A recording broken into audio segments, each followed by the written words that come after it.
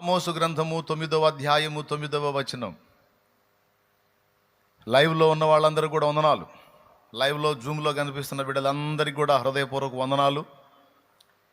రండి, ఆమోసు గ్రంథము 9వ అధ్యాయము 9వ వచనం నుంచి చదువుకుందాం. నేను ఆజ్ఞయ్యగా ఒకడు ధాన్యము జల్లెడతో జల్లించినట్లు ఇశ్రాయేలీయులను అన్యజనులందరిలో జల్లింతును గాని ఒక చిన్న గింజ అయినను నేల రాలదు. దేవునికి స్తోత్రం. మళ్ళీ చదువుతున్నాను. నేను ఆజ్ఞయ్యగా ఒకడు ధాన్యము జల్లెడతో జల్లించినట్లు ఇశ్రాయేలీయులను అన్యజనులందరిలో జల్లింతును గాని ఒక చిన్న గింజ అయినా నేల రాలదు. చిన్న మాట ప్రార్థన చేసుకుని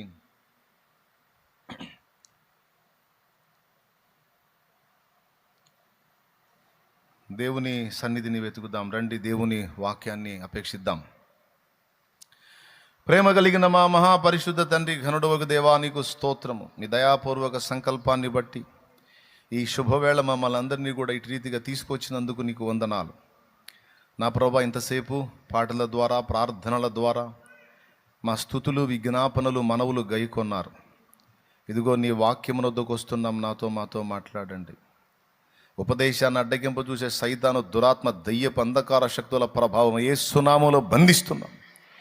పూర్తిగా మీరే అధ్యక్ష స్థానమందుండి మాతో మాట్లాడమని, సమస్తమైన మహిమ, ఘనత, ప్రభావములు మీకే చెల్లిస్తూ నీ బలహీన దాసుని రక్తముతో కడిగి పరిశుద్ధపరిచి నీ కృప చేత మా అందరినీ సంధించుమని, నీ వాక్యమును పంపమని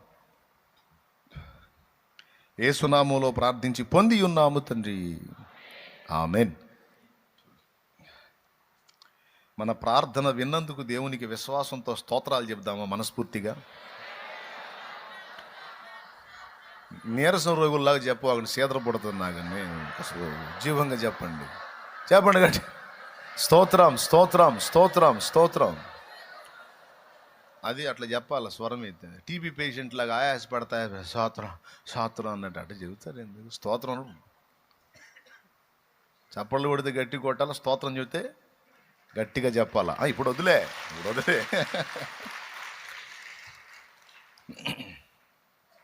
చదువుకున్న వాక్య భాగములో దేవుడు తన ప్రజలని అన్యజనులలో నుండి ప్రత్యేకపరుచుకునేటువంటి ఘట్టాన్ని గురించి పలికించినటువంటి వాక్కుని ఇప్పుడు మనం చదువుకున్నాం. ఒకడు జల్లెడ తీసుకొని జల్లిస్తే పొట్టంతా రాలిపోయి గట్టి గింజలన్నీ జల్లెడలో నిలబడతాయి. అలాగా అన్యజనులలో నుండి నా ప్రజలందరినీ కూడా నేను జల్లిస్తాను, ఒక్క గింజ అయినా రాలదు, ఒక చిన్న గింజ కూడా రాలిపోదనే మాట దేవుడు మాట్లాడటం ఎంతో గంభీరమైన విషయం. యోహాను సువార్తలో యేసు ప్రభువారు ఒక అద్భుతమైన మాట అన్నాడు. ఇది ఆనాటి ఇశ్రాయేలును గురించే కాదు, ఈనాడు మనకు కూడా అది వర్తిస్తుంది. దేవుడు మన విషయంలో ఎంత తీవ్రంగా ఉంటాడో, ఎంత సీరియస్గా ఉంటాడో మనం కొంచెం తెలుసుకొని ముందుకెళదాం. చూడండి, యోహాను సువార్త 10వ అధ్యాయము 27, 28 వచనాలు ఒకసారి చూడండి. నా గొర్రెలు నా స్వరము వినును, నేను వాటిని ఎరుగుదును, అవి నన్ను వెంబడించును, నేను వాటికి నిత్య జీవమునిచ్చుచున్నాను గనుక అవి ఎన్నటికి నశింపవు. ఇక్కడ ఒక అద్భుతమైన మాట, అవి నశింపవు అన్నాడు. సూపరం. ఇందాకేమన్నాడు? మొత్తం అన్యజనుల్లో నుండి వాళ్ళని జల్లిస్తా, పొట్టంతటిని కిందికి నెట్టేస్తా, ఇశ్రాయేలు నా జనులందరినీ కూడా ఒక చిన్న గింజ కూడా రాలిపోకుండా నేను పట్టుకుంటానని దేవుడు మాట్లాడాడు. రెండు విషయాలు. మూడో సంగతి కూడా కింద చూడండి,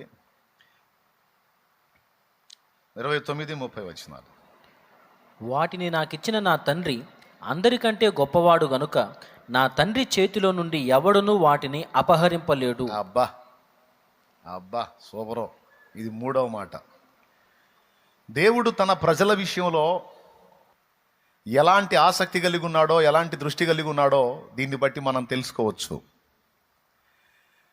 ఈరోజు వరకు మన విశ్వాసయాత్ర ప్రారంభమైన నాటి నుండి నేటి వరకు ఈ విశ్వాస జీవితంలో ఎన్నో ఒడిదుడుకులు, పెను తుఫాన్లు, ఎదురు దెబ్బలు, ఆటుపోట్లు మనకి తారసపడ్డాయి. అయినా వాటన్నిటి నుంచి ఎలా బయటపడ్డామో, నేటి వరకు విశ్వాసాన్ని ఎలా కాపాడుకున్నామో, భక్తి జీవితాన్ని ఎలా కొనసాగిస్తున్నామో మనకు ఒక ఆశ్చర్యకరమైన విషయం అది. ఇక్కడ దేవుని సమాధానం ఏంటంటే, నా చెయ్యి నువ్వు పట్టుకోవటం కాదు, నీ చెయ్యి నేను పట్టుకున్నా. నిత్య జీవానికి నిన్ను చేర్చాలి అనేది, నిత్య జీవానికి చేరాలనేది నీ పట్టు ఎంతవరకు ఉందో అది తర్వాత సంగతి. కానీ నిన్ను నిత్య జీవానికి చేర్చాలనే పట్టు నేను పట్టా. అర్థమైందా? నిన్ను నిత్య జీవానికి చేర్చాలనే పట్టు కొన్నిసార్లు నువ్వు వదిలేశావు, కొన్నిసార్లు నువ్వు దారి తప్పావు, కానీ నీ వెంటబడ్డా, నీ వెంటాడా, నీ కళ్ళు తెరిచి వాస్తవాలు నీకు అర్థమయ్యేటట్టు చేసి, నీ మనోనేత్రాలు వెలిగించి నిన్ను మరలా నా తట్టు ఆకర్షించుకున్నా. ఇక్కడ పట్టుబట్టింది నువ్వు కాదు, పట్టుబట్టింది నేను. నేను పట్టుబట్టకపోతే నువ్వు ఎప్పుడో తెల్లారిపోయేది, నీ బతుకు ఎప్పుడో పొట్టుగా రాలిపోయేవాడి. నేను పట్టుబట్టాను అని దేవుడు స్పష్టమైన తన వాక్కును ఈరోజు మనకు పంపుతా ఉన్నాడు. ఈ 3 మాటలు చాలా విలువైన మాటలు, మనకి గొప్ప ఆదరణ కలిగించేటువంటి మాటలు. ఒకటి, అన్యజనులలో నుండి ఒక్కళ్ళను కూడా మిస్ కాకుండా నా బిడ్డలందరినీ నేను డివైడ్ చేసుకుంటాను, వాళ్ళందరినీ నా జల్లెల్లోకి నేను పట్టేసుకుంటాను అని దేవుడు మాట్లాడాడు. నంబర్ 1. నంబర్ 2, నేను నా గొర్రెలకు నిత్య జీవాన్ని ఇచ్చాను, అవి ఎన్నడూ నశింపవు. 2, మూడవది, నా తండ్రిని మీరు ఎరుగుదురా, ఆయన అందరికంటే అన్నిటికంటే గొప్పవాడు, ఆయన చేతిలో నుండి నా తండ్రి నాకు ఇచ్చిన గొర్రెలను ఎవ్వడు అపహరింపలేడు. ఎందుకంటే వాటిని నా తండ్రి నాకు ఇచ్చి ఉన్నాడు, నా తండ్రి దృష్టి పెట్టున్నాడు అని మాట్లాడాడు. ఈ 3 మాటలు 100% నిజమని మనం ఒప్పుకోక తప్పదు. ఎందుకంటే నా మట్టుకు నేను రక్షణలోనికి వచ్చిన ఆనాటి నుంచి ఈనాటి వరకు దాదాపు 23 సంవత్సరాలు రక్షణలోనికి వచ్చి, ఈ 23 సంవత్సరాల్లో ఎన్ని రకాల పెను తుఫాన్లు నా ఆత్మీయ జీవితంలో, విశ్వాస జీవితంలో ఎదురయ్యాయో నాకు తెలుసు. కానీ ఎన్ని రకాల పెను తుఫాన్లు ఎదురైనా, సుడిగాళ్ళు ఎదురైనా, ఆ రోజు నుంచి ఈ రోజు దాకా కొన్నిసార్లు నేను మత్తుడనయ్యానేమో, కొన్నిసార్లు నేను దారి తొలగానేమో, కానీ నన్ను ఆయన మాత్రం విడిచిపెట్టలేదు. వెంటాడుతానే ఉన్నాడు, పట్టుకుంటానే ఉన్నాడు, దారిలోకి తీసుకొస్తానే ఉన్నాడు. అప్పుడు నాకు అర్థమవుతా ఉంది ఆయన ఇచ్చిన వాగ్దానం ఎంత గొప్పది, ఆయన ఇచ్చినటువంటి ప్రామిస్ ఎంత ఉన్నతమైంది, ఎంత శ్రేష్టమైంది. మాట ఇచ్చి తప్పకుండా ఎలా నిలబెట్టుకుంటాడు నా దేవుడని చాలాసార్లు నేను దేవుడిని స్తుతించుకున్నా. ఈరోజు నిన్ను కూడా స్తుతించమని పిలుస్తున్నా. ఎందుకంటే ఎన్నో పెను తుఫాన్లు నీ లైఫ్లో ఎదురైనాయి, చేదైన అనుభవాలు ఎదురైనాయి, విశ్వాస పరీక్షలు ఎదురైనాయి. కానీ నువ్వు ఎలా మళ్ళా విశ్వాసంలో నిలబడ్డావో ఇక్కడ దేవుని వాక్యమే చెబుతుంది. నీలో విశ్వాసాన్ని పుట్టించిన వాడు యేసు, నేటి వరకు దాన్ని నీలో కొనసాగిస్తున్నవాడు కూడా యేసే. హల్లెలూయా, హల్లెలూయా. రైట్. ఇప్పుడు మనల్ని జల్లించేటువంటి కొన్ని సంగతులను గురించి మనం తెలుసుకుందాం. మొట్టమొదటిది, దేవుడే మనల్ని జల్లిస్తాడు. దేవుడు ఎందుకు జల్లిస్తాడు మనల్ని అంటే, అన్యజనులలో నుండి మనల్ని ప్రత్యేకపరచుకోవడానికి, మనల్ని యాజక రాజ్యముగా, ఒక రాజులైన యాజక సమూహంగా దేవుడు పిలిచాడు గనుక మనల్ని ప్రత్యేకించుకొని, మనల్ని ప్రత్యేకంగా సిద్ధపరచుకొని ఆ నిత్య జీవానికి వారసులుగా చేయటమే కాదు, రేపు నిత్య పరిపాలనలో కూడా మనల్ని పాలువారం చేయడానికి దేవుడు అన్య జనులలో నుండి మనల్ని జల్లించాడు. దేవుని కృపను బట్టి అన్య జనులలో నుండి, ఒకప్పుడు మనం అన్యజనులం, ఒకప్పుడు దేవుని ఎరగని ప్రజలం, యేసు ప్రభు తెలియదు, బైబిల్ తెలియదు, బైబిల్ వాక్యాలు తెలియదు. ఈరోజు దేవుని కృపను బట్టి అన్య జనులలో నుండి మనం ప్రత్యేకించబడ్డాం. మనం దేవుని ప్రజలమయ్యాం, దేవుణ్ణి ఎరిగిన ప్రజలమయ్యాం, దేవుని చేత మరి విశేషంగా ఎరగబడిన ప్రజలమయ్యాం. దేవునికి స్తోత్రం కలుగును గాక. ఇప్పుడు మీరు లోకంలో చూస్తున్న అన్యజనుల్లో ఇంకా దేవుని గొర్రెలు ఉన్నాయి. ఒక్కటి కూడా మిస్ అవ్వదన్నాడు.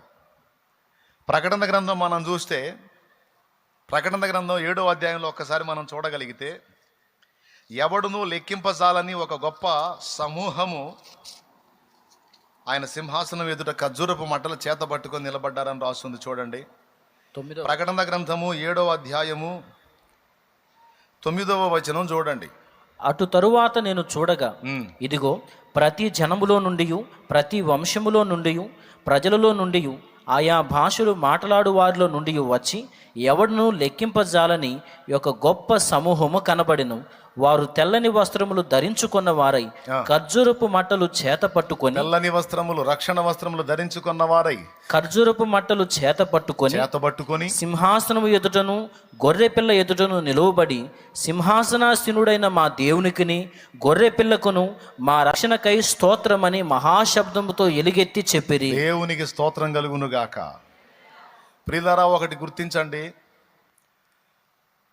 సంగతులు జరిగిన తర్వాత మనం రాసుకుంటాం. ఏ మహాత్ముడైనా వచ్చి భూమి మీద బతికి ఆ చరిత్ర అయిపోయిన తర్వాత ఆత్మకథలు రాస్తారు, అతని చరిత్రలు రాస్తారు, సహజంగా లోకం. కానీ దేవుడు భూమి మీద మానవ చరిత్ర మొత్తం ఎప్పుడో రాసేశాడు. ముందుగా రాశాడు, ఆ రాసిన ప్రకారం జరుగుతుంది అని చెప్పట్లా నేను. అది తలరాత కిందకు పోయిద్ది. కొంతమంది అన్యజనులు ఈ మాట వాడుతూ ఉంటారు, ఏం చేద్దామమ్మా, నీ మొహాన అటు రాశాడు దేవుడు, ఆడి మొహాన అటు రాశాడు దేవుడు అని అంటూ ఉంటారు. అట్లా కాదు. దేవుడు ఎవరి మొఖాన రాయడు. దేవుడు ఎవరి మొఖాన రాయడు. ఎవరి బతుకులు వాళ్లే రాసుకుంటారు. ఎవరి బతుకులు వాళ్లే రాసుకుంటారు. అయితే దేవుడికి ఏం తెలుసు అంటే, ఎవరి బతుకులు ఎట్లా రాసుకుంటారో తెలుసు. ఈ మధ్యలో దేవుడు జోక్యం కూడా ఉంటుంది. కొన్ని అవకాశాలు ఉంటాయి. దేవుడు పట్టించుకొని కొన్నిసార్లు మలుపులు తిప్పడానికి ప్రయత్నించినటువంటి ఘట్టాలు ఉంటాయి. అయితే దేవుడి పాత్ర ఎలా ఉంటుందంటే, ఈ లోకంలో మన జీవితాల్లో మనుషుల పాత్ర ఎలా ఉందో, కొన్ని సందర్భాల్లో కొంతమంది ఎంటర్ అవుతారు, కొన్ని ఘట్టాల్లో ఉంటారు, తర్వాత పోతారు. అట్లాగా కొన్ని సందర్భాల్లో కొంతమంది వ్యక్తుల ప్రవేశం మన బ్రతుకులు ఎలా ఉంటుందో, దేవుడు జోక్యం కూడా మన జీవితంలో, ఈ భూమి మీద మన యాత్ర కొనసాగినంత వరకు అప్పుడప్పుడు దేవుని జోక్యం అలాగా వస్తూ పోతూ ఉంటుంది. కానీ మనకు జరిగే పరిణామాల్లో, మనం తెచ్చిపెట్టుకున్నటువంటి సమస్యల్లో దేనిలో కూడా దేవుని ప్రమేయం ఉండదు. 100కు 100% అది మంచైనా చెడ్డైనా మన బ్రతుకు రాతలు మనమే రాసుకుంటాం. అయితే ఎవడి జీవితం ఎలా జరిగిద్దో, ఎవడి జీవితం ఎలా ముగిసిద్దో, ఎవరి లైఫ్ ఎంతవరకు కొనసాగిద్దో అది దేవుడికి ముందే తెలుసు. ఇది 139వ కీర్తనలో భక్తుడు సెలవిచ్చాడు, పరిశుద్ధాత్మ ప్రేరణలో. ఒకసారి చూస్తారా? 139వ కీర్తన. నియమింపబడిన దినములలో ఒకటైనా కాకమునుపే 16వ వచనం, నా దినములన్నీయు నీ గ్రంథములో లిఖితములాయను అన్నాడు. ఆ మాటను ఎప్పుడన్నా ఆలోచించారా? నియమింపబడిన దినములలో ఒక్కటైనా కాకమునిపే నా దినములన్నీయు నీ గ్రంథములో లిఖితము లాయను. అంటే టోటల్గా అసలు ఎన్ని రోజులు దావీదు బతుకుతాడో, ఇన్ని రోజులలో ఏ రోజు ఏమేం చేస్తాడో మొత్తం A to Z everyday list, నా దినములు, నా సంవత్సరాలల్లా, నెలలల్లా, వారాలల్లా నా దినములన్నీయు నీ గ్రంథములో ప్రతిరోజు రాయబడింది అన్నాడు.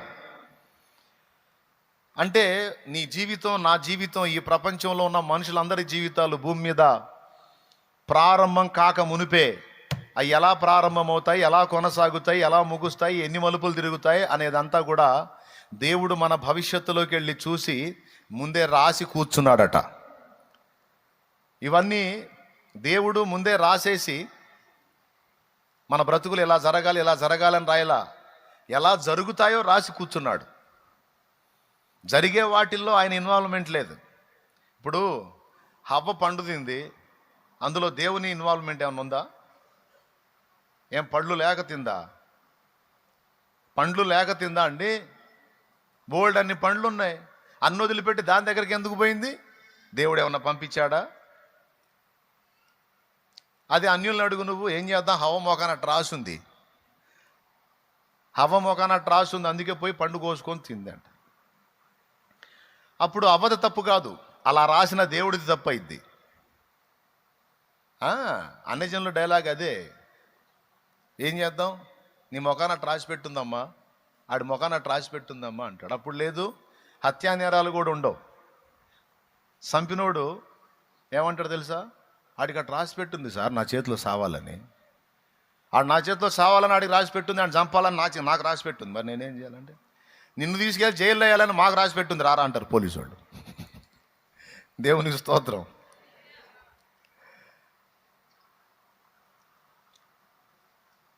హత్య చేసినోడు నేరస్తుడు కాడప్పుడు, వీడు వాడిని చంపాలని రాశాడు చూడు, ఆయన నేరస్తుడు అవుతాడు. అలాగా ఏ పాపం కూడా ఇక పాపం కాదు, అన్ని దేవుడే రాసేస్తే మన జాతకాలన్నీ.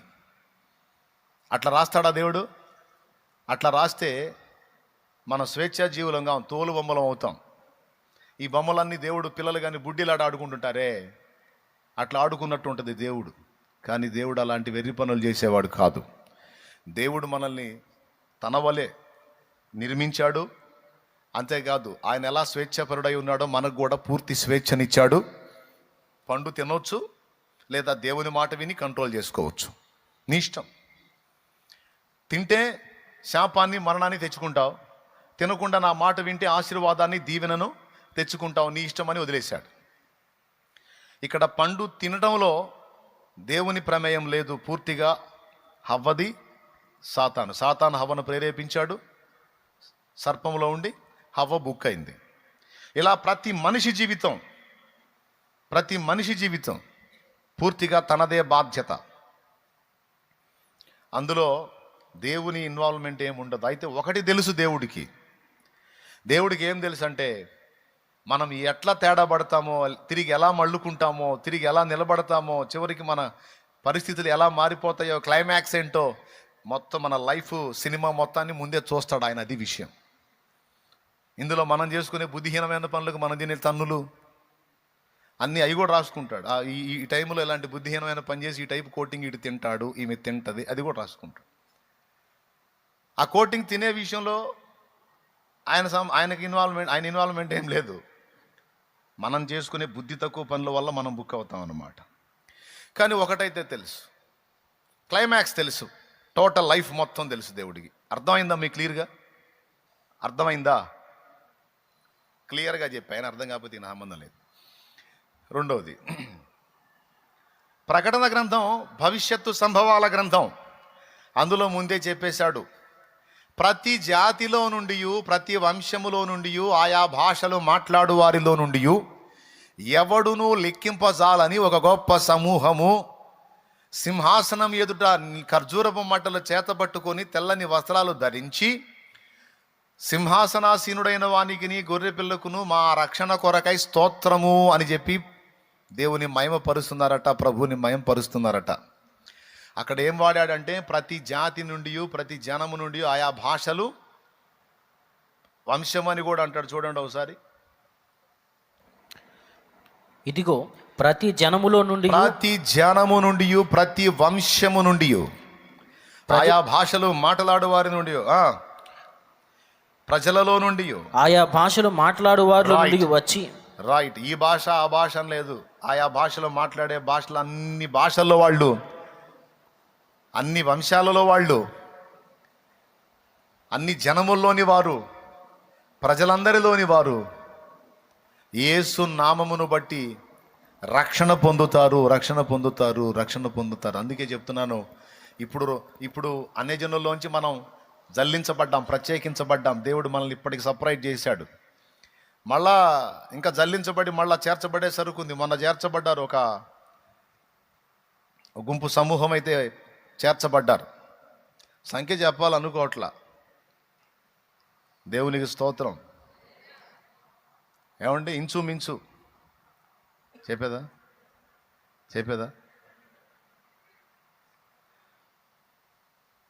1390 మంది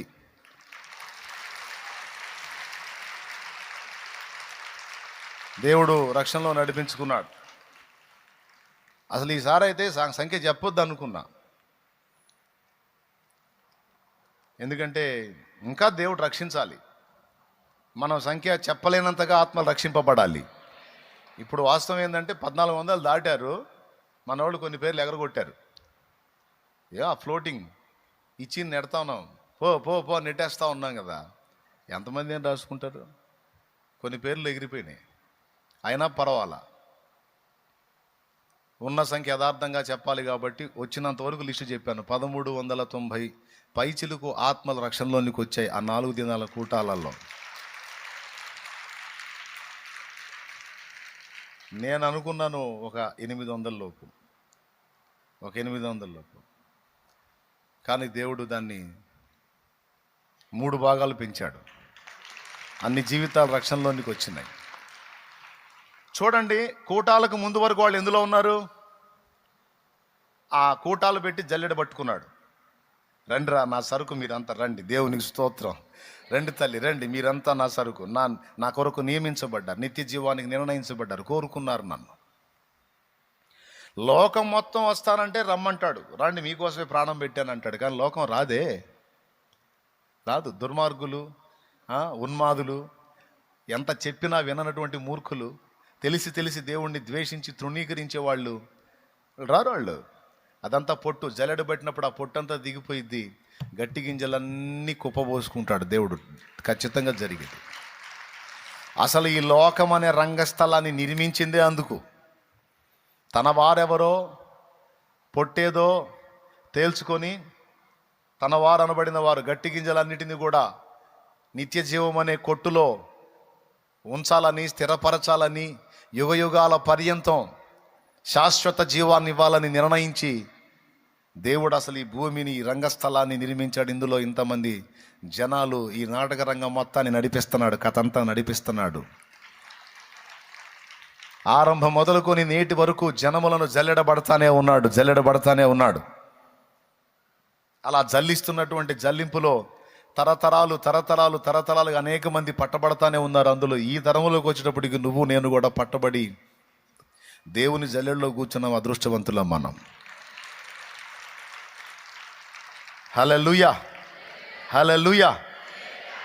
ఇంకా ఎవరైనా మారు మనసు పొంది రక్షణ పొందకపోతే ఇంకా నువ్వు దేవుని జల్లెడలో లేవు. పొట్టు లెక్క మారు మనసు పొంది పాపాలన్నీ కడిగేసుకొని బాప్తిస్మం పొంది పరిశుద్ధపరచబడి గట్టి గింజల లెక్కలో చేరతావా? ధన్యుడివి, ధన్యురాలివి. లేకపోతే పొట్టుని ఏం చేస్తారు మీరు చెప్పండి? నా చిన్నప్పుడు పొట్టు బస్తాలు వేసుకొని, ఇప్పుడు కూడా పొట్టు తీసుకెళ్తారు, ఇటుక బట్టీలకు తీసుకెళ్తారు పొట్టు. ఒడ్లు ఏం చేస్తారు రైతులు? బస్తాల్లో ఎత్తుకొని ఇంట్లో మెట్టు కట్టుకుంటారు. ఊరు బయట పెట్టుకుంటారా, ఇంట్లో కట్టుకుంటారా? మెట్టు, ధాన్యపు మెట్టు ఇంట్లో చేర్చుకుంటారా, లేకపోతే ఊరు బయట పెడతారా? ఇంట్లో మెట్టు కట్టుకుంటారు. బయటికి పోయి లోపలికి వచ్చినప్పుడల్లా ధాన్యం చూసుకొని రైతు ఆనందపడుతుంటాడు. ఎందుకు? నా కష్టార్జితం కదా అని ఎన్ని బస్తాలు ఉంటే అంత ఆనందంగా ఉంటుంది రైతుకి. డబ్బులు దాచిపెట్టి కూడా అంత ఆనందపడ్డు. ఒడ్లు బస్తాలు మెట్టు చూస్తే పండగలాగా ఉంటుంది రైతుకి. దేవునికి స్తోత్రం. పొట్టును ఏం చేస్తారు తెలుసా? నా చిన్నప్పుడు హోటళ్ళకు తోలేవాళ్ళు. పొట్టు పొయ్యిలు ఉండేవి, ఇట్లా క్రాస్గా ఉంటుంది పొయ్యి. ఇక బస్తా తీసుకెళ్ళి అందులో ఓపెన్ చేసి పెట్టేస్తాడు. ఈ పొట్టు కాలి బూడిదయ్యే కొద్దీ అది వస్తూ ఉంటుంది. పొట్టు పొయ్యిలు హోటళ్ళలో ఉండేవి. ఇప్పుడైతే పొట్టంతా ఇటుక బట్టీలకి వెళ్తుంది. పొట్టుని మీరేం చేసుకుంటారు? బస్తాల్లో దాచిపెట్టుకొని ఇంట్లో మెట్టు కట్టుకుంటారా? అగ్నికి వాడతారా? పెద్దగా అగ్నికే. ఓకేనా? రైట్. తోటలో చెట్లు వేసాం, కొన్ని చెట్లు బాగున్నాయి, కొన్ని చెట్లు బాగలేవు, తెగులు పడి చచ్చినాయి. ఆ చెట్లను ఏం చేస్తాం? బాగేనండి, ఆ చెట్లను ఏం చేస్తాం? శుభ్రంగా వేళ్లతో సహా పీకేసి ముక్కలు ముక్కలు చేసి దాన్ని కూడా అగ్నికే, ఇంట్లో పొయ్యికి వంట చెరుకులాగా వాడతాం. అవునా? ఆ ప్లేస్లో మళ్ళా వేరే మొక్కలు నాటుకుంటాం. చచ్చిన ప్రతి మొక్క బతుకంతే, పొట్టు బతుకంతే. చచ్చిన మొక్క అయినా, చచ్చిన చెట్టు అయినా,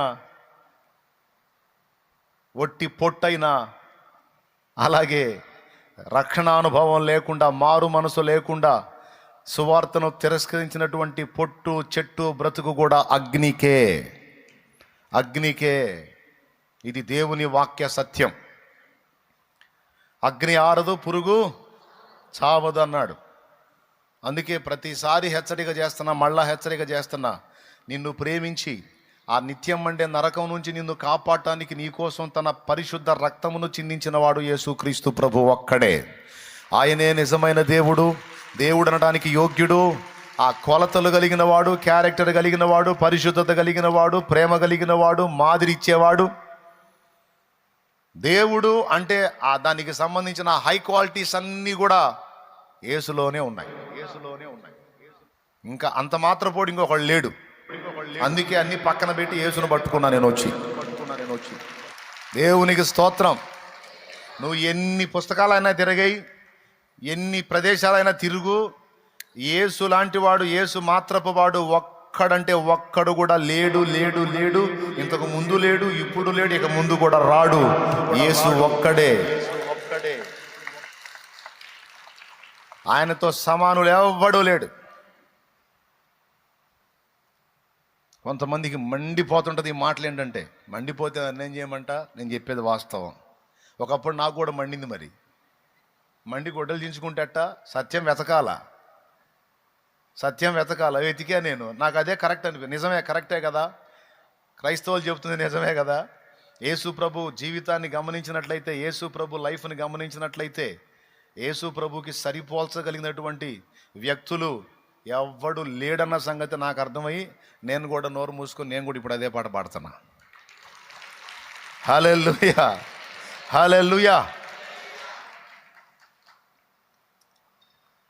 గట్టి గింజల లిస్టులో ఉండున్నట్లు జాగ్రత్త పడండి. ఇంకా ఇక్కడ ఉన్న వాళ్ళలో ఎవరైనా రక్షణ పొందకపోతే, ఇది నీకు దేవుడిచ్చిన సువర్ణ అవకాశం.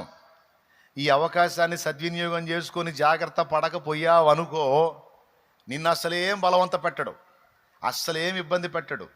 హవ్వకి ఎంత స్వేచ్ఛ ఇచ్చాడో ఏదైనా తోటలో, ఇప్పుడు నీకు అంత స్వేచ్ఛ ఇచ్చాడు. ఇప్పుడు భూమి మీద నువ్వు రక్షణ పొందుకో, లేకపోతే ఊరేగు నీ ఇష్టం వచ్చినట్టు. కానీ ఒక్కటి గుర్తుపెట్టుకో, ప్రసంగి గ్రంథంలో మాట అన్నాడు, యవనుడా నీ యవన కాలమందు సంతోషపడుము, నీ హృదయాలోచనల చొప్పున, నీ దృష్టి యొక్క ఇష్టము చొప్పున నీకు ఎట్లా అనిపిస్తే అట్లా చెయ్యి. కానీ ఒక్కటి గుర్తుపెట్టుకో, ఒక రోజు ఉంటుంది నీ జీవితం అంతటిని గూర్చి దేవుడు నిన్ను తీర్పులోనికి తెస్తాడన్న సంగతి గుర్తుపెట్టుకోమనే ప్రసంగి గ్రంథము 11వ అధ్యాయం ఒకసారి చూడండి, 9వ వచనం. చదువు. యవనుడా, అది కలగొచ్చు వాళ్ళని దీని నాన్న. ప్రసంగి గ్రంథము 11:9. యవనుడా నీ యవనమందు సంతోషపడము, నీ యవన కాలమందు నీ హృదయము సంతుష్టిగా ఉండనిమ్ము, నీ కోరిక చొప్పునను నీ దృష్టి యొక్క ఇష్టము చొప్పునను ప్రవర్తింపము. అది నువ్వు ఎట్లా ఊరేగాలంటే ఊరేగయ్యా. అయితే ఇక్కడ ఉన్నోళ్ళు కానీ, లైవ్లో ఉన్నోళ్ళు కానీ, తర్వాత తినేవాళ్ళు కానీ, ఊరేగు నీ ఇష్టం వచ్చినట్టు ఊరేగు. అసలు ఎవడు ఆపడు నిన్ను. ఎందుకంటే నువ్వు ఖచ్చితంగా వాడే డైలాగ్ ఏంటో తెలుసా? నా ఇష్టం. నీ ఇష్టమే, ఎవడు కాదన్నాడు. కానీ ఊరేగు, చదువు మళ్ళీ చదువు. యవనుడా, యవనురాలా, నీ యవనమందు సంతోషపడు, నీ యవన కాలమందు నీ హృదయము సంతుష్టిగా ఉండనిమ్ము, నీ కోరిక చొప్పునను నీ దృష్టి యొక్క ఇష్టము చొప్పునను ప్రవర్తింపుము. అయితే వీటన్నిటిని బట్టి దేవుడు నిన్ను తీర్పులోనికి తెచ్చునని జ్ఞాపకం ఉంచుకొనుము. అదొక్కటి గుర్తుపెట్టుకోయ్యా. ఫైనల్లో బ్యాండ్ మేళం ఉందని ఒక్కటి గుర్తుపెట్టుకో. దేవునికి స్తోత్రం. అర్థం, నీ ఇష్టం వచ్చినట్టు రేగు, నీ ఇష్టం వచ్చినట్టు పాటలు పడు, కానీ ఒక రోజు ఉంది, ఆ రోజు నువ్వు దేవుని ముందు హాజరు కావాలి. అక్కడ జడ్జిమెంట్లో నీ రంగంతా బయటపడుతుంది, తీర్పులో నీకు తేబడతావు. అక్కడ దోషిగా నిర్ధారణ అయితే నిత్యం మండే అగ్నిగుండానికి వెళతావు. అలా నువ్వు వెళ్ళటం ఇష్టం లేని దేవుడు, ప్రేమ కలిగిన దేవుడు, కృప కలిగిన దేవుడు ఆ నరకం నుంచి నిన్ను తప్పియటానికి, ఆ తీర్పు నుంచి నిన్ను తప్పియటానికి నీ కోసం వచ్చి ప్రాణం పెట్టాడు. దాన్ని చులకనగా చూడవద్దు, తేలిగ్గా తీసుకోవద్దు.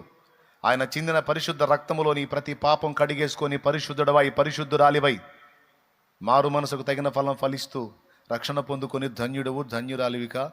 ఇది నేను దేవుని సేవకుడుగా నీకు చెప్తున్న ప్రేమపూర్వక సమాచారం, శుభవార్త. యేసు ప్రభు భూమి మీదకి వచ్చి ప్రాణం పెట్టకపోతే మరి ఏ విధంగా కూడా మన పాపాలు పోయే ఛాన్సే లేదు. ఎలాగూ బయటపడాలని చూసినా అవకాశం లేదు. అందుకే ప్రేమామూర్తి వచ్చి మన కోసం దారి చూపించాడు. అండ్ ఆయనే అన్నాడు, నేనే మార్గమును అని.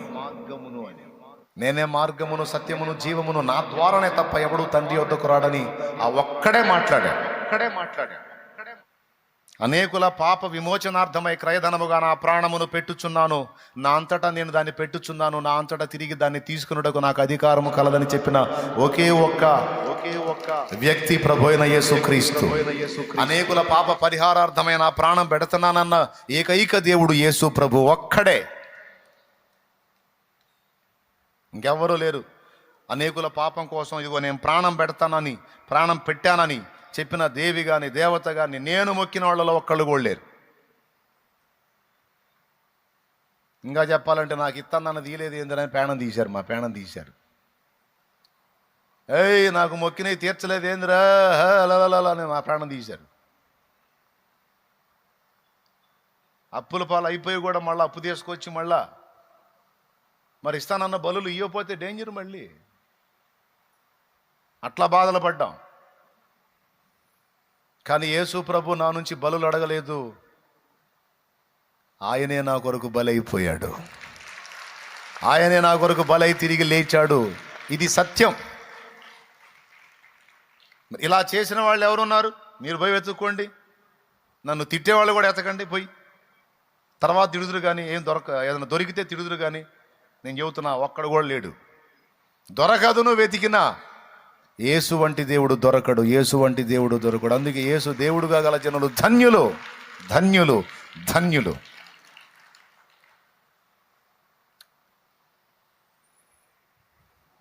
జనములందరికీ శుభవార్తను అందించి అందరిలో పెట్టాడు జల్లెడ. ఇప్పుడు ప్రపంచంలో పెట్టాడు, భూప్రపంచం అంతటికి పెట్టాడు జల్లెడ. ఆ జల్లెడ పడుతున్నాడు. ఇప్పుడు పొట్టంతా కింద రాలిపోయిద్ది. నిత్య జీవానికి నిర్ణయించబడ్డ సరుకంతా జల్లెల్లో కూసుంటుంది. ఇప్పుడు అందరం సంఘం అనే తోటలో చేరాం, దేవుని తోటలో. ఇక స్థిరపడాలి. మనల్ని జల్లించాడు, తెచ్చి గొప్పపోసాడు ఆయన సంఘం. ఎట్టి పరిస్థితుల్లో మనం ఆయన్ని విడిచిపెట్టకూడదు. ఆయన కూడా మనకు వాగ్దానం చేస్తున్నాడు, నేనైతే వదిలిపెట్టే ప్రసక్తి లేదు, ఒక చిన్న గింజ అయినా నేను పోనీనన్నాడు. వాటిని నశింపనీనన్నాడు. అంతేకాదు, నా తండ్రి చేతిలో నుంచి వాటిని ఎవడు అపహరింపడు అన్నాడు. కాబట్టి మొట్టమొదట దేవుడు పెట్టినటువంటి జల్లెడ మీకు అర్థమైనట్టుంది. దేవునికి స్తోత్రం కలుగునుగాక. ఇప్పుడు ఈ జల్లెడ అయిపోయింది కదా.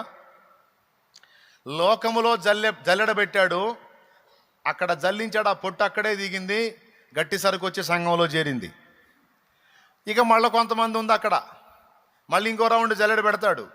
అట్లా జల్లెడ పెట్టినప్పుడల్లా కొంత సరుకు వచ్చింది. అట్లా రాకడ వరకు జల్లిస్తానే ఉంటాడు, రాకడ వరకు సరుకు చేరతానే ఉంటుంది. కొంతమంది ఇప్పుడు పక్కవానికి వచ్చి ఉంటారు, జల్లెడ పట్టంగానే మొన్న జీకారు మొత్తం. ఈసారికి మరి కొంతమంది పక్కవానికి వస్తారు. అట్లాగా భూమి మీద తన సేవకుల ద్వారా, పరిచర్యల ద్వారా దేవుడు తన పని జరిగిస్తూ ఉన్నాడు. అయిపోయింది ఆ జల్లెడి కార్యక్రమం, అయిపోయింది. ఒక జల్లెడ అయిపోయి వచ్చాడు, కూర్చున్నాం. ఇంతవరకు అర్థమైందా మీకు? ఎక్కడ జల్లించాడు మనల్ని? లోకంలో నుంచి జల్లించాడు. మనం జల్లెడలో ఉన్నాం. మనల్ని తెచ్చి ఎక్కడ పెట్టాడు? సంఘములో చేర్చాడు. ఇక వినాలి, లోకములో నుండి రక్షింపబడి సంఘములోనికి చేర్చబడిన మనకి మళ్ళీ జల్లెడ ఉందా లేదా అన్నది రెండవ ప్రశ్న. ఉంది. ఆ జల్లెడ ఏందో చూద్దాం. లూకాసు వార్త 22వ అధ్యాయము. బైబిల్ ఉన్నోళ్ళు తీయండి. లూకాసు వార్త 22వ అధ్యాయము 31వ వచనం నుంచి చూడు. సీమోను, సీమోను, ఇదిగో సాతాను మిమ్మును పట్టి గోధుమల వలె జల్లించుటకు మిమ్మును కోరుకొనెను గాని నీ నమ్మిక తప్పిపోకున్నట్లు నేను నీ కొరకు వేడుకొంటిని. నీ మనసు తిరిగిన తరువాత నీ సహోదరులను స్థిరపరచుమని చెప్పెను. దేవునికి స్తోత్రం కలుగును గాక.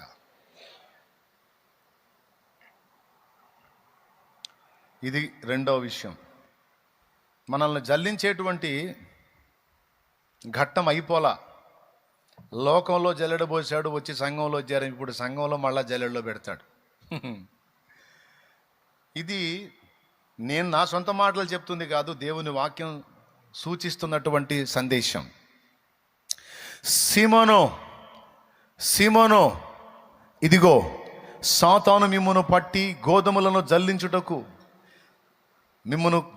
వలె జల్లించుటకు మిమ్మును కోరుకొనెను గాని నీ నమ్మిక తప్పిపోకుండానట్లు నేను నీ కొరకు వేడుకొంటిని. నీ మనసు తిరిగిన తరువాత నీ సహోదరులను స్థిరపరచమని చెప్పాను. ఇక్కడ సంఘములోనికి చేర్చబడ్డ తర్వాత సాతాను దేవుడి దగ్గరికి వెళ్ళి అడుగుతాడట, దేవా, లోకంలో నుంచి వాళ్ళని ప్రత్యేకపరిచావు, నా సరుకు అన్నావు, నీ సరుకేనా?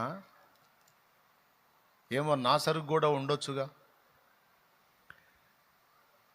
నువ్వు నచ్చకపోయి ఉండొచ్చుగా, పొరపాటున వచ్చాం అనుకునేవాళ్ళు ఉండొచ్చుగా, మళ్ళా వెళ్ళిపోదాం అనుకునేవాళ్ళు ఉండొచ్చుగా, అబ్బో మన వల్ల కాదు అనుకునేవాళ్ళు ఉండొచ్చుగా, అబ్బో ఈ శ్రమలు తట్టుకోలేము అనుకునేవాళ్ళు ఉండొచ్చుగా.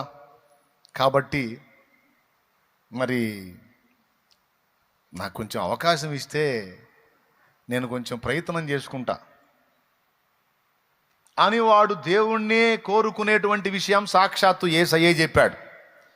సీమోను, సీమోను, సాతాను మిమ్మును పట్టి గోధుమల వలె జల్లించుటకు కోరుకొన్నాడు. ఎవరిని కోరాడు? తండ్రిని కోరాడు. తండ్రిని కోరితే తండ్రిని యేసయ్య అడిగాడంట, సీమోను నమ్మిక తప్పిపోకుండానట్లు తండ్రి సీమోనును బలపరచు అని సీమోను కోసం యేసయ్య తండ్రిని వేడుకున్నాడట. తండ్రి పర్మిషన్ ఇవ్వడానికి ఇష్టపడ్డాడు. బాగా వినండి. దేనికి? జల్లించడానికి పర్మిషన్ ఇవ్వడానికి ఇష్టపడ్డాడు. సరే, పర్మిషన్ ఇవ్వు, వాడికి అవకాశం ఇవ్వు, కానీ నా బిడ్డల నమ్మిక తప్పిపోకుండా వాళ్ళని కాపాడు. యేసయ్య విజ్ఞాపన ఇంకా ఆపలా, రెండవ రాకడ వరకు ఆపడు. మన పక్షాన ఆయన విజ్ఞాపన చేస్తానే ఉన్నాడండి. నీకు తెలుసా ఆ సంగతి? రోమాపత్రిక 8వ అధ్యాయము 34వ వచనం స్పష్టంగా సాక్ష్యం ఇచ్చింది ఆ మాట. చదువు. శిక్ష విధించువాడెవడు? చనిపోయిన క్రీస్తేసే. అంతేకాదు, మృతులలో నుండి లేచిన వాడును, దేవుని కుడిపాశమున ఉన్నవాడును, మన కొరకు విజ్ఞాపనము కూడా చేయువాడును ఆయనే. దేవునికి స్తోత్రం కలుగునుగాక. ఇది మీరు గుర్తుపెట్టుకోవలసినటువంటి విషయం. మన పక్షమున విజ్ఞాపన చేస్తున్నవాడు ఆయన అన్నాడు. సీమోనోళ్ల పక్షంగా విజ్ఞాపన ఆనాడు భూమి మీద ఉండి చేశాడు. ఈనాడు తండ్రి కుడిపార్శ్వమందుండి ఆయన మన కోసం కూడా విజ్ఞాపన చేస్తూ ఉన్నాడు. ఇది దేవుని వాక్య సత్యం. ఏమని విజ్ఞాపన చేస్తున్నాడు? మనకు కావలసినటువంటి అవసరాల విషయంలో మనకు హెల్ప్ చేయమని మన కోసం విజ్ఞాపన చేస్తున్నాడు. అందుకే కొన్నిసార్లు మనం అడిగినే మనకు దక్కుతున్నాయి, కొన్నిసార్లు మనం అడగనే కూడా మనకు దేవుడిస్తున్నాడు. ఇప్పుడు మనం పొందుకున్న అన్ని అక్షరాల మనం అడిగినాయా? చాలా విషయాలు మనం అడిగినవి కాదు, అడగనివి కూడా దేవుడు మనకు అనుగ్రహించాడు. మరి నువ్వు అడగనివి నీకు ఎలా వచ్చినాయో తెలుసా? నీ పక్షమున ఆయన అడిగాడు. ఎవరు అడిగారు? నా యేసయ్య అడిగాడు, పరిశుద్ధాత్ముడు అడిగాడు. మీరు కావాలంటే ఆ వచనం కూడా చూడొచ్చు. 27వ వచనం చదువు, 26, 27.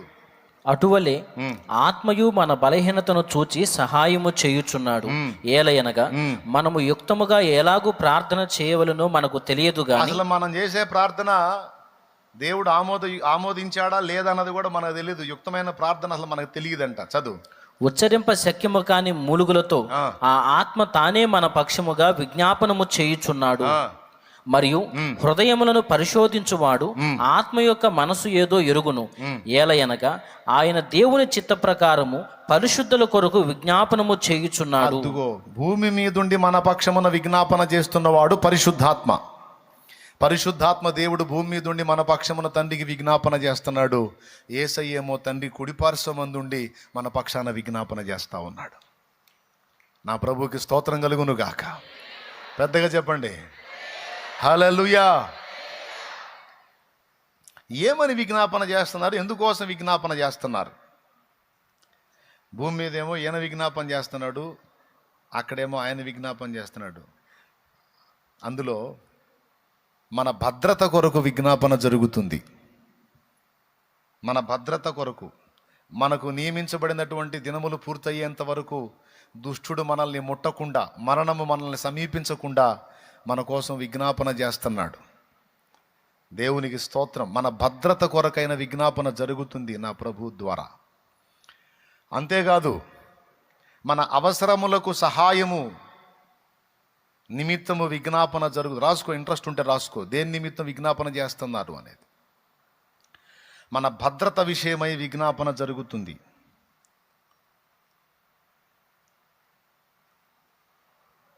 మన అవసరముల నిమిత్తము, మన అవసరములు తీర్చబడు నిమిత్తము మన పక్షముగా అనేక సంగతులను గురించి నా ప్రభు అడుగుతా ఉన్నాడు పరలోక తండ్రిని. అందుకే కొన్ని అడిగినవి దక్కుతున్నాయి మనకి, కొన్ని అడగనవి కూడా మనకి దక్కుతున్నాయి. ఇద్దరు చేస్తున్నారు, పరిశుద్ధాత్ముడు చేస్తున్నాడు, యేసయ్య చేస్తున్నాడు. మూడవది, మన పాపముల క్షమాపణ కోసం కూడా ఆయన తండ్రిని వేడుకుంటా ఉన్నాడు. నువ్వు ఎన్నిసార్లు అయితే యేసయ్య దగ్గరకు వచ్చి ప్రతిరోజు, దేవా నన్ను పరిశుద్ధుడిగా పిలిచావు, పరిశుద్ధుడిగా పరిశుద్ధురాలిగా చేశావు, నీతిమంతుడిగా నీతిమంతురాలిగా తీర్చావు, నీ రక్తంతో నన్ను కడిగావు, నిజంగా నేను పరిశుద్ధుడినే, ఎందుకంటే నిన్ను బట్టి, నీ కృపను బట్టి, నిజముగా నేను నీతిమంతుడినే నీతిమంతురాలినే నిన్ను బట్టి. అయినప్పటికీ నేను శరీరంలో జీవిస్తున్న కారణం చేత కొన్నిసార్లు నా నుండి కొన్ని పొరపాట్లు జరుగుతున్నాయి. అది మాట ద్వారానో, క్రియ ద్వారానో, చూపు ద్వారానో, తలంపు ద్వారానో కొన్ని పొరపాట్లు నా వల్ల జరుగుతున్నాయి. అయితే నేను యథార్థ దృష్టితో నీ ముందుకు వచ్చి ఇదిగో వేడుకుంటున్నాను. నేనైతే పరిశుద్ధంగా ఉండాలని ఆశపడుతున్నాను, పవిత్రంగా ఉండాలని కోరుకుంటున్నాను, నీతిగా బతకాలని ఆపేక్షిస్తున్నాను. నా కోరిక అయితే అది. కానీ అలాగ బ్రతుకుట నాకు జరుగుటలేదు. కొన్నిసార్లు నీకు దుఃఖం కలిగించే చర్యలు నా నుండి జరుగుతున్నాయి కనుక నేను యథార్థ హృదయంతో ఒప్పుకుంటున్నాను. ప్రభువా నన్ను క్షమించి దయచేసి నన్ను బలపరచు, కృపతో నన్ను జ్ఞాపకం చేసుకోయ్యా అని నువ్వు ఎప్పుడైతే యేసు నామములో తండ్రిని అడుగుతున్నావో వెంటనే అక్కడ యేసు కదులుతున్నాడు. మీరు ఎరుగుదురా, ప్రతిరోజు రాత్రింబగళ్ళు మన మీద కంప్లైంట్స్ వెళ్తూ ఉన్నాయి దేవునికి. ఇది కూడా వాక్య సత్యమే. ప్రకటన గ్రంథము 12వ అధ్యాయము 9వ వచనం తొందరగా చూడండి. ప్రకటన 12:9. కాగా సర్వలోకమును మోసపుచ్చుచు అపవాది అనియు సాతాననియు పేరుగల ఆది సర్పమైన ఆ మహాఘట సర్పము పడద్రోయబడెను. అది భూమి మీద పడద్రోయబడెను, దాని దూతలు దానితో కూడా పడద్రోయబడిరి. మరియు ఒక గొప్ప స్వరము పరలోకమందు ఇలాగు చెప్పుట వింటిని, రాత్రింబగళ్ళు మన దేవుని ఎదుట మన సహోదరుల మీద నేరము మోపువాడైన అపవాది. ఆ మాట గమనించండి. రాత్రింబగళ్ళు మన దేవుని ఎదుట మన సహోదరుల మీద నేరము మోపువాడైన అపవాది. వీడికి డే అండ్ నైట్ డ్యూటీయే. ఏంటి వీడి డ్యూటీ అంటే, వీడు మన మీద కంప్లైంట్లు తీసుకెళ్తా ఉంటాడు. ఇప్పుడు దారిని పోయేదానికి ఎవడో కేసు పెట్టినట్టు వీడు పెడుతుంటాడు మన మీద కేసులు పెడతా ఉంటాడు, పోయి పొద్దుగూకులు వీడికి అదే పని. నేను చెప్పాలి, అక్కడ ఉంది. రాత్రింబగళ్ళు మన తండ్రి అయిన దేవుని ఎదుట, మన దేవుని ఎదుట మన సహోదరుల మీద నేరము మోపబడిన అపవాది. జకర్యా గ్రంథం 3వ అధ్యాయం చూస్తే ప్రధాన యాజకుడైన యెహోషువ మీద ఫిర్యాది అయి అపవాది నిలబడ్డాడని ఉంది. అంటే వీడి పని అదే. ఎవరి మీద ఏ మలినం కనపడ్డా, ఎవరి మీద ఏ మురికి కనపడ్డా వీడు పోతాడనమాట. ఫలానోడు ఇట్లా, ఫలానోడు అట్లా అని. అందుకే వీడి పేరు అపవాది, అంటే అపవాదులు మోపుతా ఉంటాడు. అందుకని డైరెక్ట్ టైటిల్ ఇచ్చాడు దేవుడు వాడికి, అపవాది అని. అంటే అపవాదులు మోపుతా ఉంటాడు వీడు. దేవునికి స్తోత్రం కలుగునుగా. ఇక్కడ మనం ఒక రహస్యాన్ని గుర్తుపెట్టుకోవాలి. చిన్నదే కానీ పెద్దదే కానీ నీ నుండి ఒక పొరపాటు జరిగినప్పుడు ఖచ్చితంగా నీ మీద కంప్లైంట్ పోయిద్ది దేవుని దగ్గరికి, అందులో తిరుగులేదు. నీ విషయం నేరారోపణ జరిగిద్ది అక్కడ, నీ మీద ఫిర్యాదులు వెళ్తాయి అక్కడికి. ఈ భూమి మీద మనుషులకు తెలియపోవచ్చు.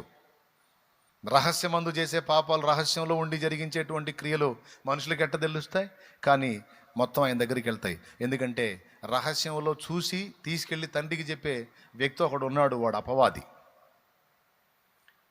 యెహోషువ మీద నేరం మోపాడని ఉంది, ఫిర్యాదు చేశాడని ఉంది జకర్యా 3లో. అలాగే రాత్రింబగళ్ళు మన సహోదరుల మీద వీడి నేరం మోపాడని అపవాది అని రాస్తుంది. కాబట్టి నువ్వు ఎట్లా చేసినా, చిన్నదే కానీ పెద్దదే కానీ నీ నుండి తప్పు జరిగినప్పుడు అది ఖచ్చితంగా అక్కడికి వెళ్ళిద్ది, కేసు రాయబడిద్ది. అయితే ఇక్కడ ఇంకొక సంతోషకరమైన విషయం ఏంటంటే, వీడు తీసుకెళ్ళి కంప్లైంట్ చేయటం, అక్కడ మన పక్షాన మాట్లాడడానికి ఉత్తరవాది యేసయ్య ఉన్నాడు మనకి, తండ్రి కుడి పార్శ్వమున.